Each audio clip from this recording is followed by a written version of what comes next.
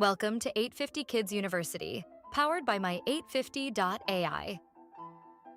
Today we are going to learn what credit really is. Explained for kids.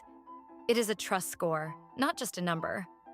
Lots of people think credit is just a number, but it is really about trust. Credit is like a trust score grown-ups earn. The number is only a quick shortcut. What grown-ups who lend things really want to know is simple. Can they trust you to borrow something and give it back? Here is an easy way to think about it. Credit is like borrowing a library book.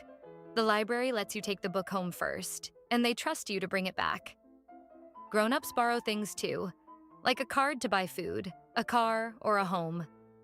The lender is saying, "I believe you will bring it back." That is borrowed trust. The number might open the first door, but the whole story matters more. Grown-ups who lend things look at a few simple things. Do you pay back on time? How much have you borrowed? How long have you been keeping promises? Are you asking to borrow a lot all at once, and do things look steady and calm? Here is a cool secret. Two people can have the same number but tell a very different story. Think of two kids with the same number of gold stars. Kid A returns books early and keeps things tidy. Kid B lost a few books, borrowed a bunch all at once, and brought one back late. Same stars, different story. A grown-up might trust Kid A more because their story looks calmer. Credit does not say if you're a good person or a bad person. It is not about feelings at all. It is just a list of facts, like a notebook that writes down what happened.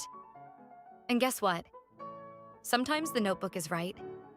Sometimes it forgets things. Sometimes it is old, and sometimes it is just plain wrong. And that is okay, because mistakes can be fixed. Some grown-ups try to look extra trustworthy with smart timing, like cleaning your room right before someone checks it. That is being smart, and it is totally okay. But there is a line. Being smart with timing is good. Fibbing, telling lies, or pretending to be someone else is never okay. The goal is to understand how it works, not to trick anyone. Here is another fun fact. Not everyone looks at the number the same way. Some people who rent out homes care most about whether you took good care of your last place. Some car helpers care about how much you can pay each month.